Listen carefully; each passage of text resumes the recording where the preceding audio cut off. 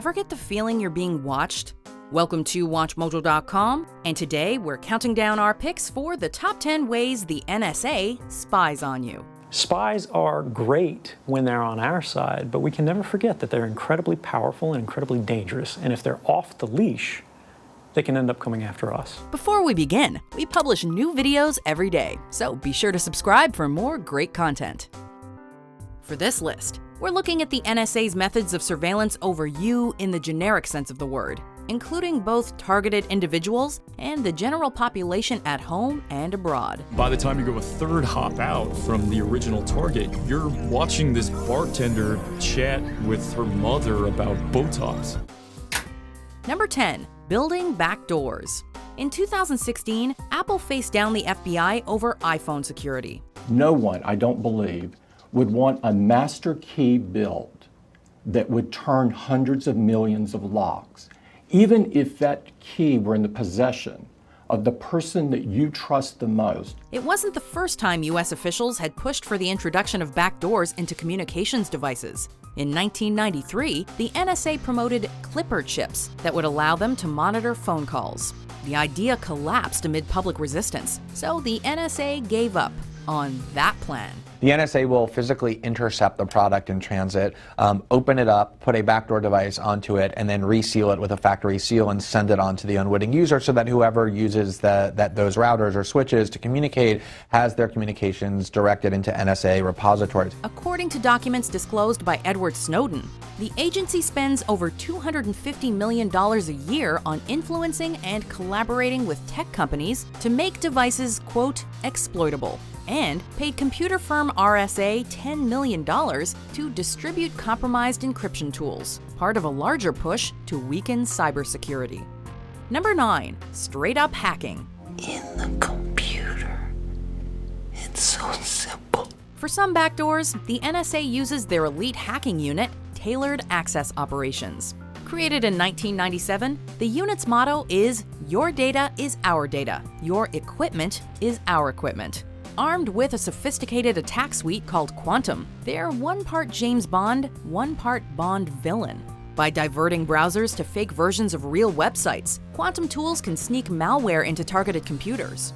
The unit has hacked into a range of targets, from Mexican President Felipe Calderón to telecommunication and petroleum companies.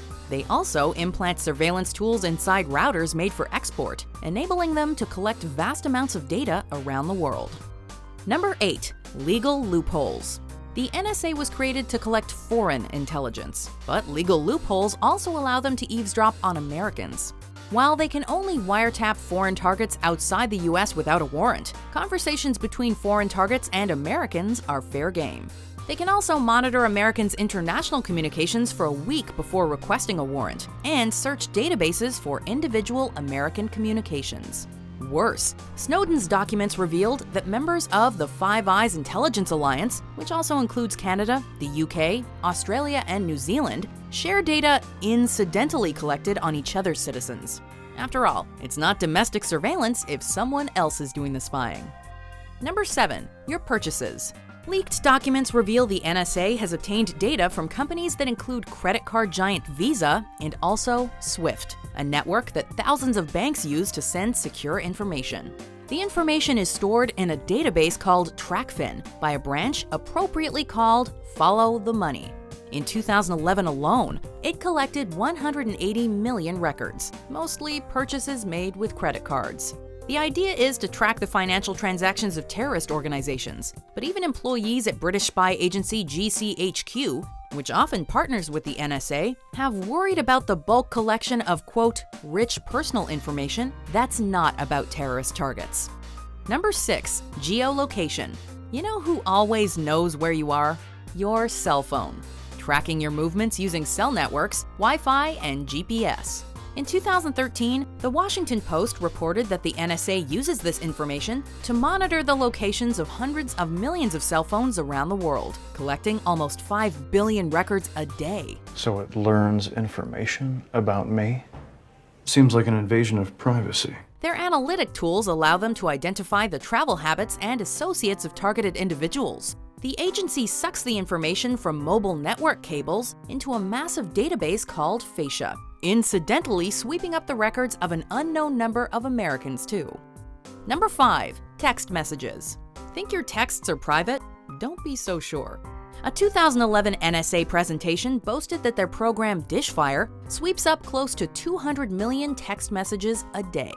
This includes a, quote, large volume of unselected SMS traffic, although communications from US numbers are, quote, minimized.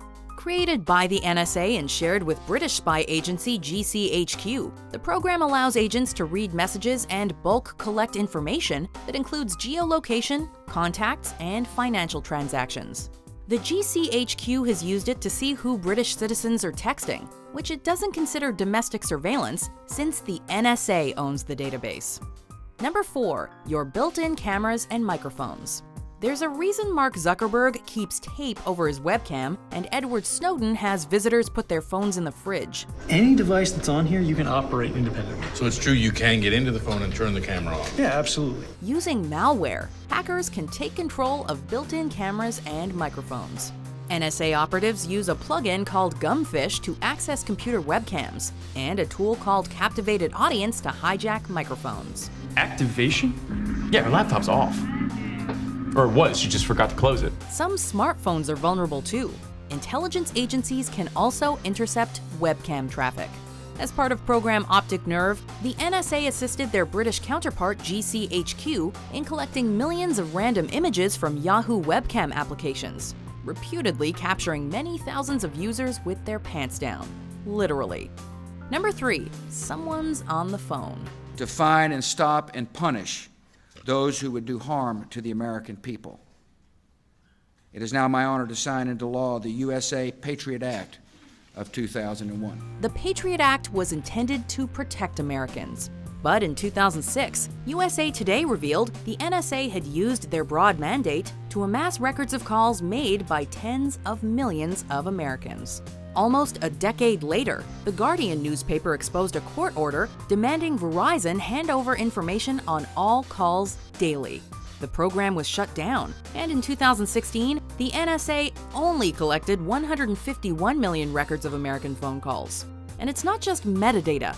In 2011, a program called Mystic was able to record the phone calls of an entire country for a month. And the agency reports also having succeeded hacking into smartphones. Are you talking to me on a cellular phone? I don't know you. Who is this? Don't come here. I'm hanging up the phone. Prank caller, prank caller! Number 2. Social media and communications companies. Deleting your browser history doesn't mean it's gone. President George W. Bush also authorized the PRISM program, which obliges internet companies to hand over emails, photos, videos, and browsing histories that match certain search terms. You will never be completely free from risk if you're free.